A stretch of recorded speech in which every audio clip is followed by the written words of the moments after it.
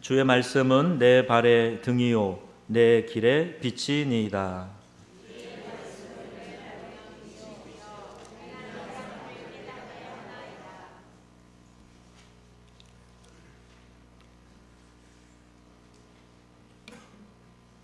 주의 말씀을 열면 빛이 비추어 우둔한 사람들을 깨닫게 하나이다. 내가 주의 계명들을 사모함으로 내가 입을 열고 헐떡였나이다.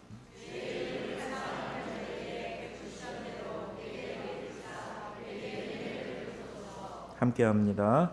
나의 발걸음을 주의 말씀에 굳게 세우시고 어떤 죄악도 나를 주관하지 못하게 하소서. 아멘. 오늘 대강절 두 번째 주일입니다. 오늘 설교 제목이 깨닫게 하시는 말씀의 빛인데, 이 말씀의 진리의 빛을 여러분의 심령 가운데 하나님께서 비추어 주셔서 모든 어두움이 물러가고 여러분 심령에 밝고 기쁜 하나님의 역사가 나타나시기를 주 예수님의 이름으로 축복합니다. 대강절 기간 가운데 우리 세계 교회가 지키는 성서주일이 있습니다.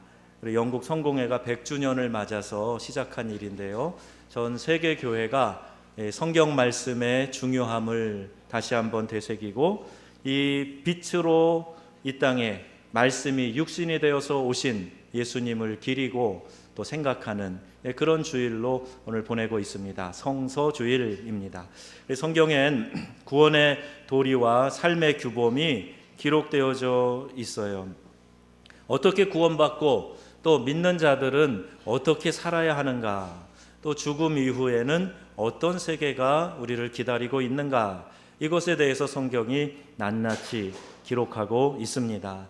또 하나님의 말씀이 우리를 깨닫게 하고 또 바른 삶으로 인도해 주시고 계시다 하는 것을 또 말씀을 통해 우리에게 이야기하고 계시지요.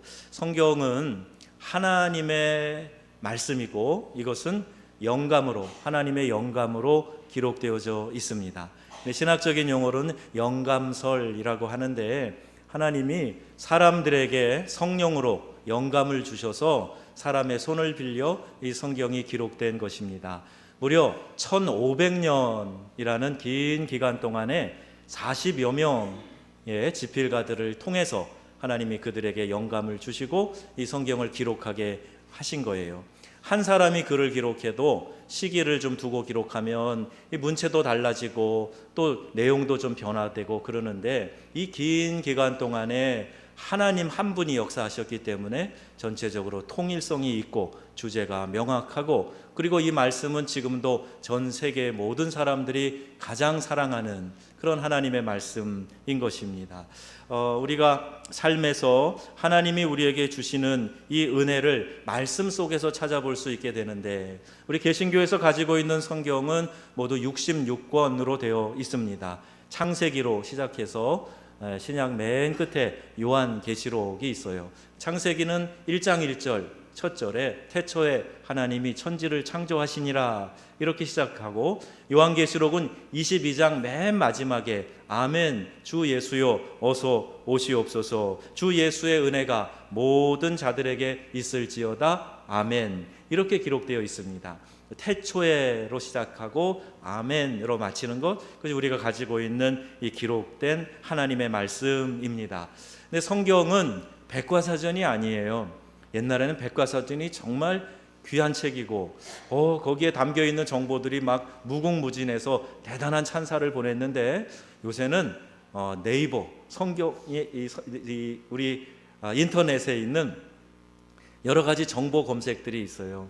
그런데 성경에서는 정보를 검색하는 것이 아니라 이 성경에는 우리에게 구원을 주시는 구원의 도리에 대해서 기록되어져 있습니다. 정보서가 아니라 구원을 주시는 하나님의 책이다, 이렇게 말하는 것이지요. 왜 나에게 구원이 필요한가? 죄란 무엇인가? 하나님은 누구신가? 교회는 무엇인가? 예수 믿는 사람은 어떻게 살아야 하는가? 이런 것에 대해서 성경이 기록하고 있는 것입니다. 성경에 나와 있는 모든 역사와 사건 그리고 교훈은 인류의 구원자이신 예수 그리스도에게 초점이 맞춰져 있습니다. 구약 성경은 오실 예수님에 대한 설명이에요. 창세기에서부터 창세기 3장 15절에 보면 원복음이라고 하는 왜 예수님이 이 땅에 구원자로 오셔야만 하는가에 대한 이 구원의 도리를 설명하고 있습니다.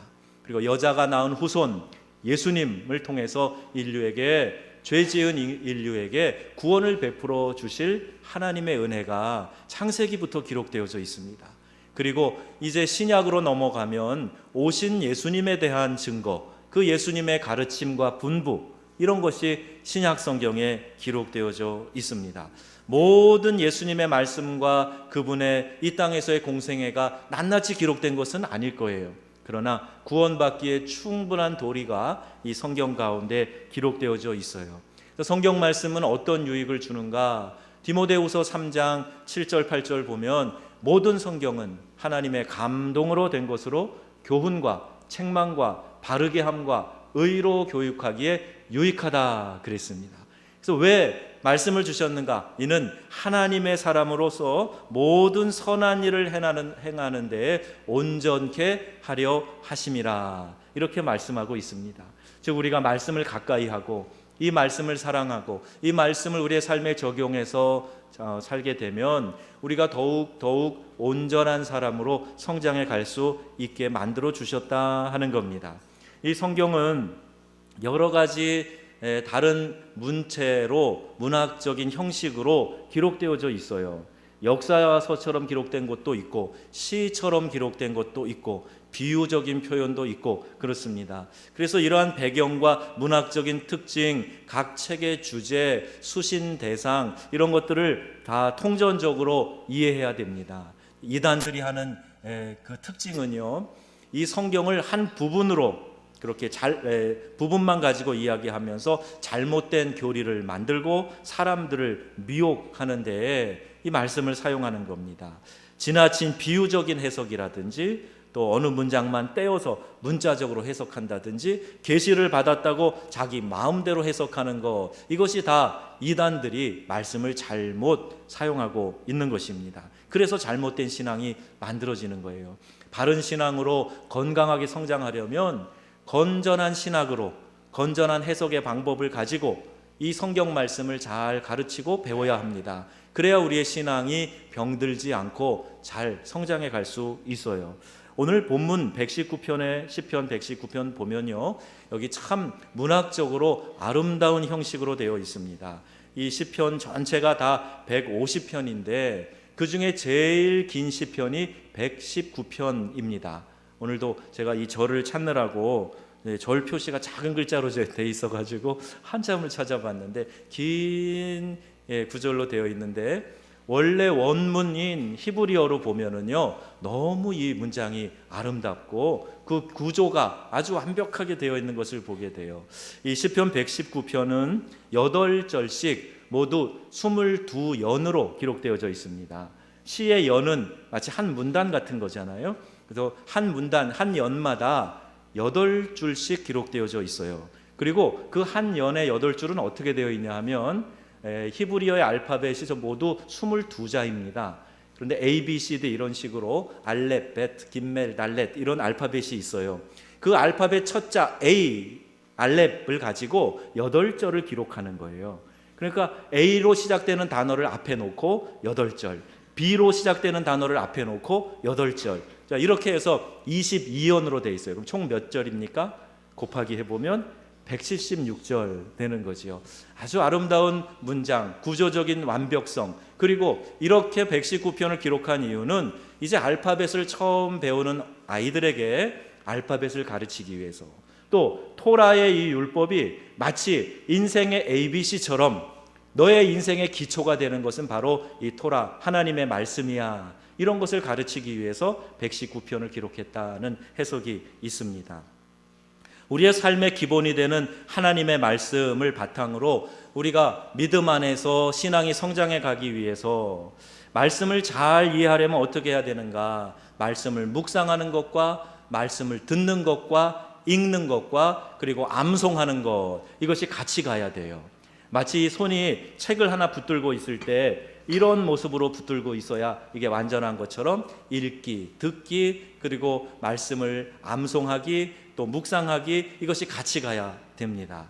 그리고 우리가 말씀을 사랑하는 마음을 가지고 있어야 돼요. 몇 해 전에 그 해 노벨상 수상자 8명 중에서 6명이 다 유대인이었어요. 그래서 어떻게 유대인들이 이렇게 노벨상을 많이 타나.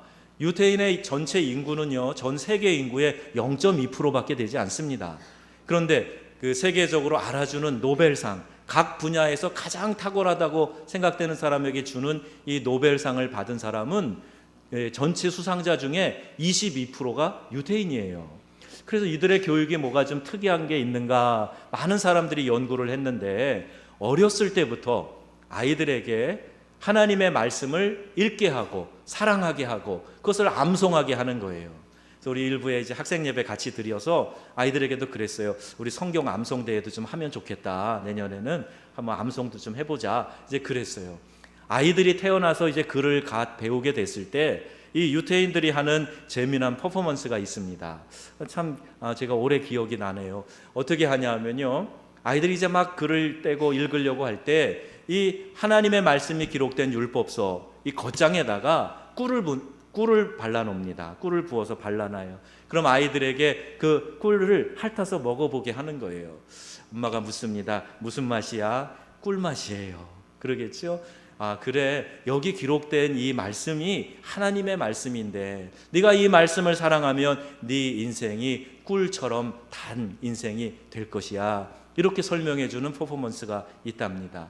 여러분, 말씀을 사랑하도록 자녀들에게 잘 가르치시면 그 어떤 교훈을 가르치는 것보다 이 아이가 그 말씀 안에서 풍성한 보화를 캐어내게 될 줄로 믿습니다. 그래서 가정에서 말씀을 펴서 읽는 걸 같이 하는 거예요.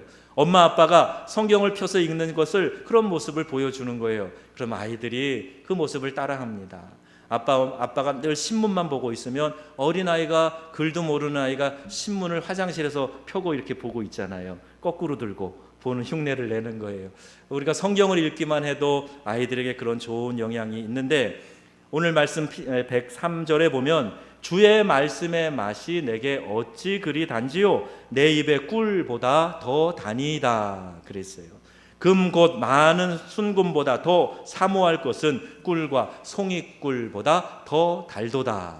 하나님의 말씀이 그렇다는 겁니다.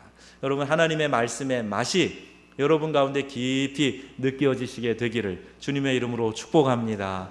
그래서 그 말씀을 사모하고 그 말씀이 내게 얼마나 좋은지 그 말씀을 의지하고 어떤 형편에든지 하나님의 말씀이 내게 들려질 때 그게 힘이 되고 용기가 되고 위로가 되고, 그게 얼마나 복된 삶인지 몰라요.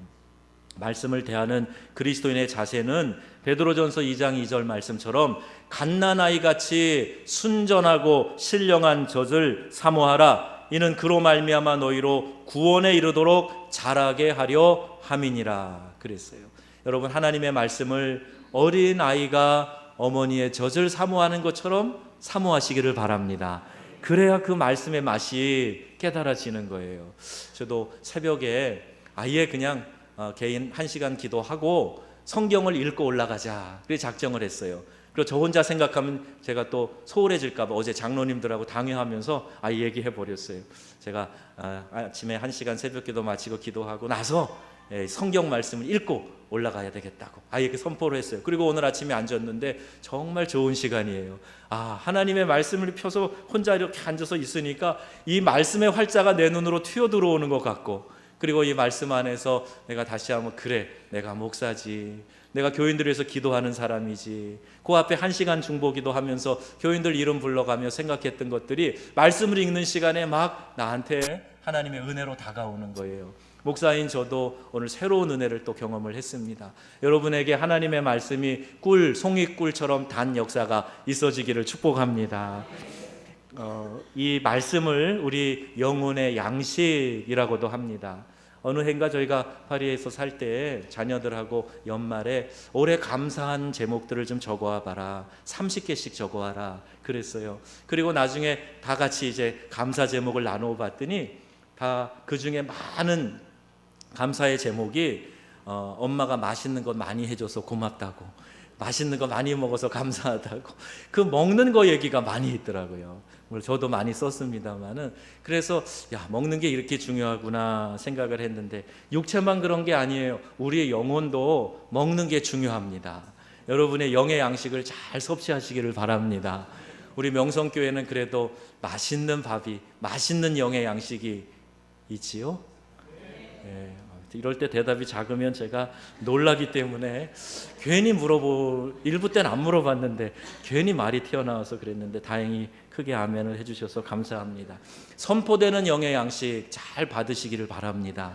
그리고 내 개인도 말씀을 깊이 묵상하면서 말씀의 맛이 정말 달다. 이 말씀이 정말 나에게 영의 양식이 되는구나. 나에게 용기가 되고 힘이 되고 내 영혼에 활력이 되고 에너지가 되는구나. 정말 송이 꿀보다 더 달다. 이런 고백이 저와 여러분의 고백이 될 수 있기를 축복합니다. 동시에 이 말씀은 양식이며 어두움을 밝히는 빛이 된다 그랬어요. 주의 말씀은 내 발의 등이요 내 길의 빛이니이다. 캄캄한 곳에서 내 발등에 불을 단 것처럼 길을 환하게 밝히 비춰주신다는 거예요.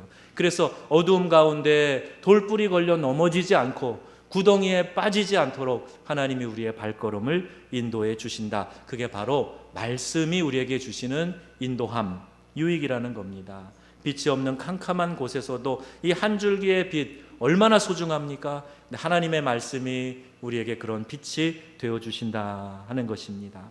하나님의 말씀이 내게 들고 다니는 등불처럼 밝혀 주신다면 우리는 더욱 안전하고 더 보장된 그런 삶을 살아가게 될 것입니다. 동시에 이 말씀은 우리의 우둔함을 깨우쳐 준다고 했어요. 말씀을 열면 빛이요 우둔한 사람들을 깨닫게 하나이다 했습니다. 여러분 이 세상도 지혜를 소중히 생각합니다.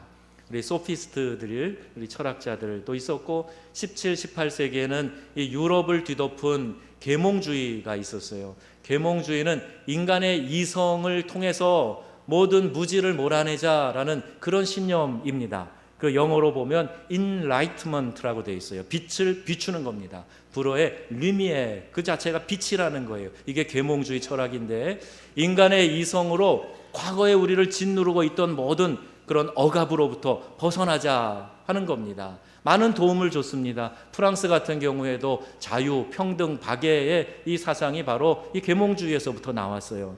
그런데 오늘 유럽의 모습은 어떻습니까? 인간의 이성이 발달하면 정말 영혼의 안식이 있고 평화가 있습니까? 그렇지 않은 모습들을 제가 너무 많이 보고 왔습니다.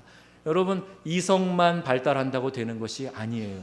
하나님이 우리 안에 주시는 평안이 있고 기쁨이 있고 진리에 대한 빛이 깨달아지지 않으면 우리의 이성은 그만 나쁜 쪽으로 더 발달하게 되어 있고 하나님을 대적하는 쪽으로, 하나님이 필요 없다고 생각하는 쪽으로 나아가게 되어 있는 것입니다. 오늘 세속도시를 만든 유럽을 생각하면서 하나님의 지혜, 진리의 빛, 이것이 우리 가운데 꼭 필요한 것이구나 하는 것을 다시 한번 생각해 보게 되는 겁니다. 여러분, 하나님이 지혜의 근원이신 줄로 믿으시기 바랍니다.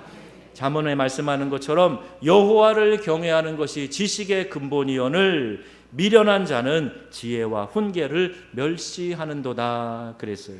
하나님을 인정하지도 않으면서 지혜 있다고 생각하는 것은 스스로 착각하는 것입니다. 우리는 부족함을 많이 느낄수록 더 가능성이 있는 사람이에요. 우리 사회에서도 훌륭한 리더가 되려면 책 있는 리더가 돼야 된다, 이런 말이 있어요. 책을 통해서 배우라는 겁니다. 근데 나는 다 배웠다, 나의 생각은 다 맞아, 다른 사람이 문제가 있을지 몰라도 나는 항상 옳아, 나는 더 배울 게 없어, 이런 생각을 갖는 사람은 리더의 자격도 없을 뿐더러 더 이상 발전하지 않는 사람입니다. 우리는 지혜의 부족함을 느끼면 느낄수록 좋아요. 가능성이 있습니다. 그리고 또 감사한 것이 야고보서에 있는 말씀처럼 너희 중에 지혜가 부족하거든 후히 주시고 꾸짖지 아니하시는 하나님께 구하라, 그리하면 주시리라 말씀하셨습니다. 세상에 어떤 것으로도 채울 수 없는 그 신령한 지혜, 하늘로부터 내려온다는 거예요. 그래서 여러분이 믿음으로 그 지혜를 구하고 여러분의 자녀들이 하나님 앞에서 이 신령한 지혜를 구하여서 이 세상을 이끌어가는 귀한 리더들로 세워지시기를 주의 이름으로 축복합니다. 이제 우리 4차원 혁명 시대에 우리가 산다 그러지요. 이 시대는 지역이 중요하지 않습니다. 어느 곳에 살아도요, 시대를 선도하고 이끌어가는 사람이 될 수가 있어요. 지방에 있다고요? 지역에서 산다고요? 작은 도시라고요? 그게 뭐 어때서요? 이곳에서 세계를 움직이는 인물들이 나오게 되기를 축복합니다. 그러려면 신령한 지혜, 하나님의 지혜가 임하여야 되고 주의 말씀을 사랑하고 주님께 간구하는 자들이 이러한 은혜를 받게 될 줄로 믿습니다. 전에는 IQ가 좋으면 똑똑하다고, 그리고 똑똑한 사람이 사회에서도 성공하고 출세하는 것으로 생각했는데 최근 들어서 한 80년대 후반인가요? IQ만 가지고 잘 되는 게 아니구나. 똑똑한 채 하는 사람들이 오히려 승진도 잘 못하고 사회 적응도 잘 못하고, 그래 뭐가 중요한가 그랬더니 EQ가 중요하다고. Emotional quotient. 그래서 정서가 풍부한 사람, 감성 지수가 높은 사람이 사회에서도 인정받고 그 사람이 지도력이 뛰어나고 좋아하는 사람이 많고 그래서 출세하게 되더라고. 이런 얘기를 했습니다. 최근에 와서는 EQ만 갖고도 아니야, 뭐가 부족한 것 같아, 뭐가 하나 더 있어야 되는 것 같은데 그게 뭔가 사람들이 골똘히 생각하다가 우리 사람이 다른 동물들 피조물과 다른 것이 뭐가 있다 생각을 하게 된 거예요. 우리 믿음의 세계에서는 금방 답이 나옵니다. 그것을 영적인 지수, SQ라고 해요. Spiritual Quotient이에요. 영적인 지수가 높은 사람이 결국 잘 되더라, 훌륭한 사람이 되더라, 이런 이야기입니다. 영적인 지수가 제로인 사람들도 세상에는 많이 있어요. 그런데 우리 신앙인들은요, 적어도 이 영적인 지수에 있어서만큼은 단연 이 세상보다 뛰어난 사람들입니다. 하나님과 교통하시고 우리 하나님이 주시는 말씀 안에서 이 영적인 지수가 높아지면 우리 모두가 다 이 시대를 선도하는 주역이 될 수 있다는 말입니다.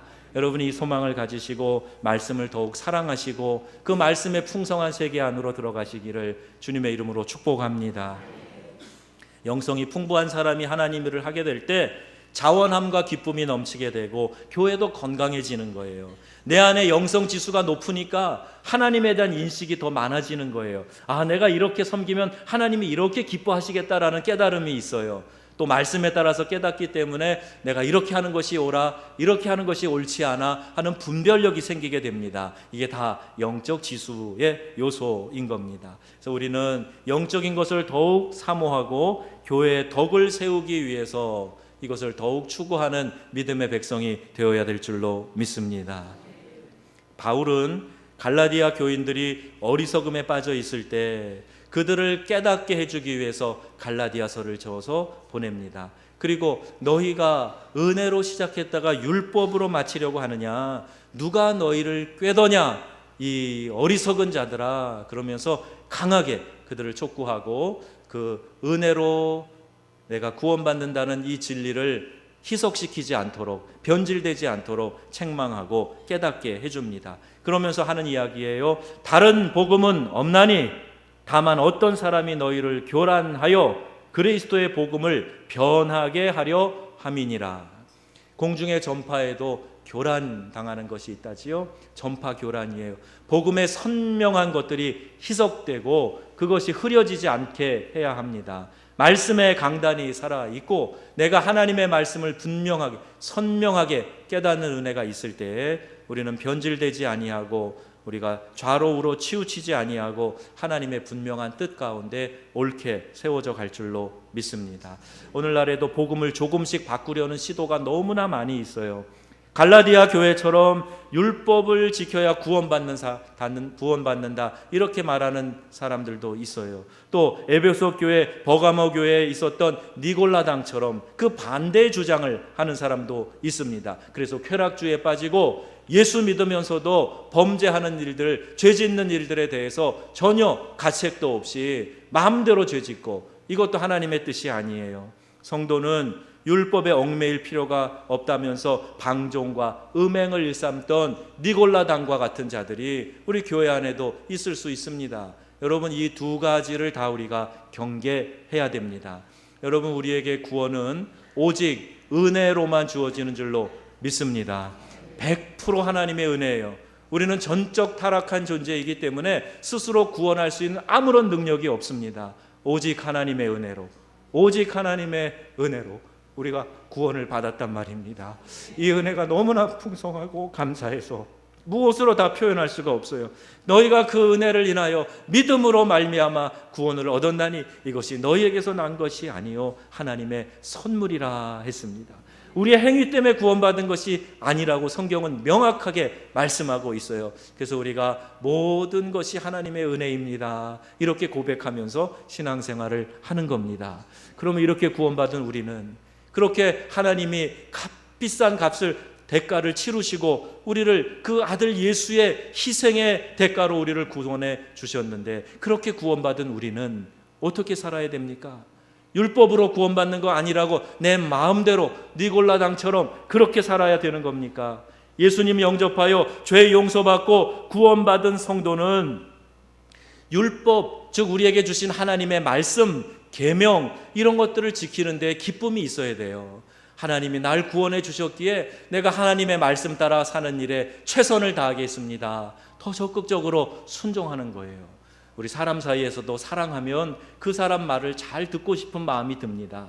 미워하면 어떻게 해서든지 내가 반항하고 싶은 마음이 드는 거지요. 여러분, 하나님 사랑하십니까? 그럼 그 말씀에 귀를 기울이시기 바랍니다.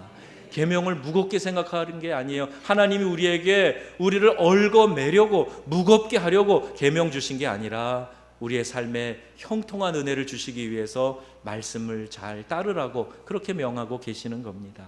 우리가 구원받은 하나님의 백성으로 그 말씀을 사랑하고 하나님의 말씀을 적극 실천해서 우리의 삶이 빛나고 아름다운, 하나님 앞에 섰을 때 칭찬과 상급을 받는 그러한 우리의 삶의 행위들이 되어질 수 있기를 주님의 이름으로 축복합니다.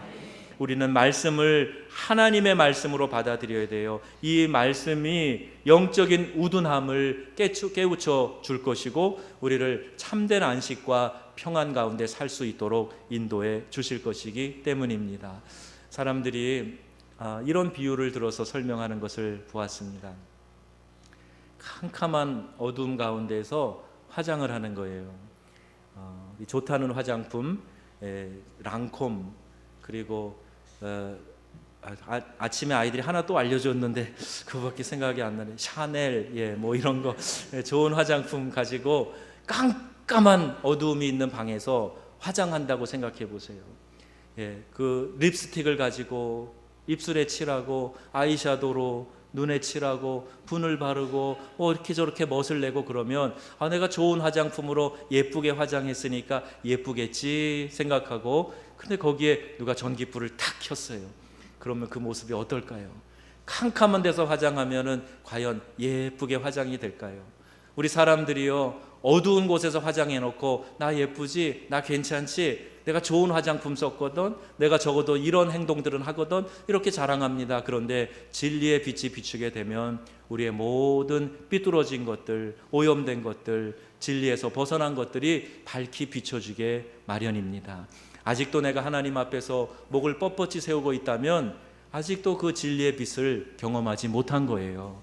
어둠 속에서 화장한 사람과 크게 다를 것이 없는 것입니다. 그래서 하나님 말씀으로 우리에게 진리의 빛으로 우리에게 비춰 주시옵소서. 이렇게 기도하고 우리의 부족한 것들을 깨닫게 해주신 하나님 앞에 겸손히 머리 숙이고, 주님, 제가 고쳐가겠습니다. 제가 다시는 이와 같은 죄를 반복하지 않겠습니다. 주의 말씀 따라 살아가는 기쁨과 감격을 제게 허락하여 주옵소서. 이렇게 기도하는 성숙한 신앙인으로 나아가시기를 주의 이름으로 축복합니다. 공동체에 주셔서 선포하게 하시는 말씀이 있어요. 목사가 아무거나 설교하는 게 아니라 어떤 말씀을 전해야 할까요? 라고 씨름을 하는 시간이 제일 힘든 시간입니다. 하나님이 공동체에 주시는 말씀을 받았을 때 그 말씀을 어떻게 하면 성도들이 잘 이해할 수 있게 전할 수 있을까? 또 이 고민이 두 번째 고민, 씨름이 되는 거예요. 그래서 여러분들에게 그런 준비와 기도와 숙성시키는 과정을 통해서 말씀을 전할 때 사람의 말로 받아요? 한 목사의 개인 의견으로 받아요? 그러시면 안 됩니다. 하나님이 오늘 우리 공동체에 주시는 하나님의 메시지로 받으시기를 바랍니다. 그래서 그 말씀이 오늘 우리 공동체에 영의 양식이 되고 유익이 되고 나에게 생명이 되고, 그래서 공동체가 건강하게 성장해 가면서 나도 그 안에서 같이 내 믿음이 보호되고 보장되고 함께 동반 성장해 가는 것, 이것이 교회예요. 이것이 믿음의 공동체입니다. 여러분, 말씀 전하는 사람을 위해서 기도 많이 하셔야 돼요. 그리고 사랑하셔야 됩니다. 그래야 그 말씀이 내 안으로 잘 들어오게 되어 있어요. 하나님의 말씀이 내 심령 속으로 들어와서 갈라디아서 4장 말씀처럼 너희 속에 그리스도의 형상이 이루기까지 다시 너희를 위하여 해산의 수고를 한다. 이 바울의 고백이 오늘 우리 설교자들, 목회자들의 고백과 동일한 것일 겁니다. 여러분이 그리스도의 형상으로 이루어질 때까지 말씀을 먹이고 그 말씀 안에서 교훈하고 훈련하고, 그래서 여러분 안에 예수 그리스도의 형상이 보여질 때까지 여러분이 자라나시기를 주의 이름으로 권고하고 축복합니다. 말씀의 빛은 우리에게 다가오십니다. 태초에 계셨던 이 말씀이 육신을 입고 이 땅에 오신 것, 그것이 그 성육신이 바로 우리 주님 예수 그리스도입니다. 우리가 그 영광을 보니 아버지 독생자의 영광이요 은혜와 진리가 충만하더라. 우리 주 예수님의 은혜, 이 진리의 빛이 여러분 가운데 비춰져서 나의 부족한 것들이 보여지고 깨달아지고, 그래서 하나님의 말씀 따라 인도함 받아서 내가 계속해서 성숙한 신앙인으로 자라갈 수 있기를, 주님 오늘 나에게 말씀을 깨닫는 빛을 비추어 주시옵소서. 말씀을 깨닫게 하시는 빛으로 나에게 임하여 주시옵소서. 하나님, 깨닫게 하시는 이 빛으로 우리 공동체, 우리 가정 위에 비추어 주시옵소서. 그래서 그 빛 아래서 여러분 건강하게 세워져 가는 믿음의 귀한 백성들 되시기를 주 예수님의 이름으로 축원합니다.